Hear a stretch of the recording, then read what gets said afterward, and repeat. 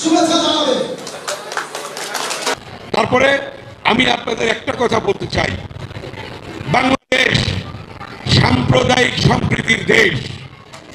বাংলাদেশ সাম্প্রদায়িক সম্প্রীতিতে বিশ্বাস করে।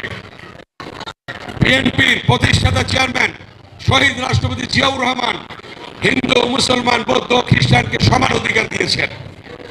বিএনপির 3 বারের প্রধানমন্ত্রী দেশনেত্রী বেগম খালেদা জিয়া বলেছেন সবার সমান অধিকার, এবং হিন্দু, মুসলমান সাম্প্রদায়িক সম্প্রীতিতে বিশ্বাস করে। বিএনপির ভারপ্রাপ্ত চেয়ারম্যান দেশনায়ক তারেক রহমান করেছেন ধর্ম যার যার, নিরাপত্তা পাওয়ার অধিকার সবার। ধর্ম যার যার, নিরাপত্তা পাওয়ার অধিকার সবার। এই কথা তারেক রহমান সাহেব, যে ধর্ম যার যার, উৎসব যার যার, নিরাপত্তা পাওয়ার অধিকার সবার। এই জিনিসটা আমাদের মনে রাখতে হবে। ভোট দিয়ে পূর্ণ সমর্থন করেছে আমরা পূজা উদযাপন পরিষদের সংসদে পাঠিয়ে দিয়ে 300 এমপি আমরা ভোটে নির্বাচিত করব।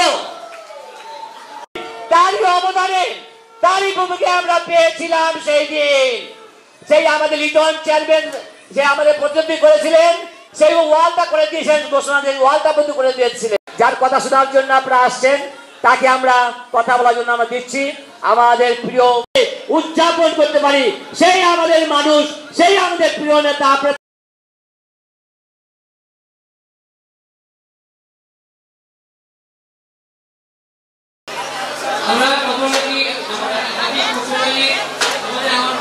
সবাই শান্তিপূর্ণভাবে আমরা অনুষ্ঠানটা দেখি প্লিজ। আমরা এই জায়গাটা ধ্যান করে দিই। তার মার্কাটা জানেন কি? ধানের শীষ। তার মার্কা ধানের শীষ।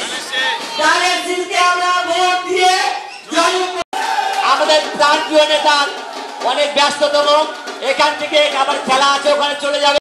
ধানের শীষ থেকে নির্বাচন করবেন আমাদের নেতার প্রান্তীয় নেতা দিয়েছে সৃষ্টিকর্তা, তাকে আমরা দেখতে চাই।